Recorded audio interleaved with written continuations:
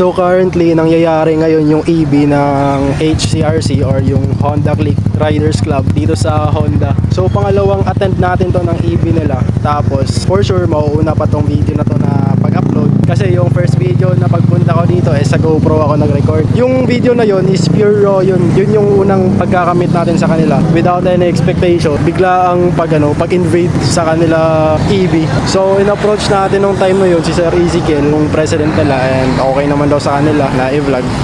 Kasalukuyang ina-arrange nila ngayon yung mga motor namin para sa konting pictorial, tapos kunan din natin ng konting montage. Gagawin natin ngayon ay uunahin natin yung video na to kasi nga nagkaroon ako ng delay after editing NMAX review. Yun yung unang inedit ko nung time na yun eh. Prinayo ko yung NMAX review tapos na pending siya gawa nung nagkasakit ako ng almost a week. And ngayon, na-upload ko na yung review. Yung next ko na i-edit ay yung kuha ko dito sa first meet namin ng HCRC.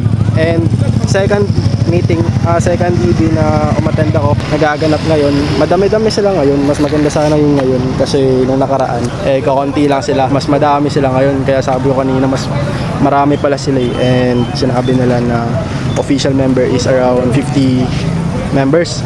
So madami pa rin yun. And with aspirants, siguro mag-100 plus. So mauunan yung makikita to. Pero ito yung second na recorded na video natin with this group, Motorcycle Club. Pero isusunod natin yung EB. Papakita natin yung EB na unang meet natin sa kanila kung paano natin in-invade yung kanilang group. Parang pinasok lang natin. Ang gaganda rin kasi nila kausap kasi welcome ka na kaagad. Kaya nagkaroon ng nagka-agreehan sa ganito. So pag na-arrange na lahat ng motor, medyo madami-dami sila. Pag na-arrange na lahat ng motor, naggawa natin ng konting montage. Next time pala magpapagawa tayo ng sticker dun kay Sir na Diversion Prints para maipamigay din natin sa kanila para may remembrance tayo. Wala pa kasi akong daladalang sticker. Naubos yung sticker ko eh. So yun, naka-arrange na yung mga unit sa likod. Naka-on na yung wigwag ni Luna. Aninix pala. And di na lang ako kukuha ng montage. Gawa nung medyo kasi, ayan.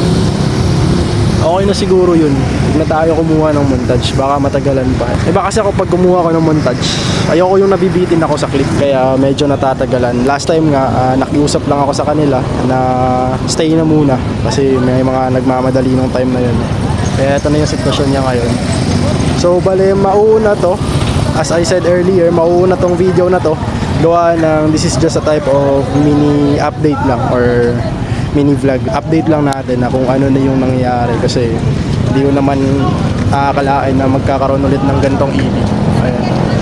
Pwede naman natin siya kunan saglit. Pero hindi na siya like maarting montage. Bali, video na lang kung paano yung posisyon nila.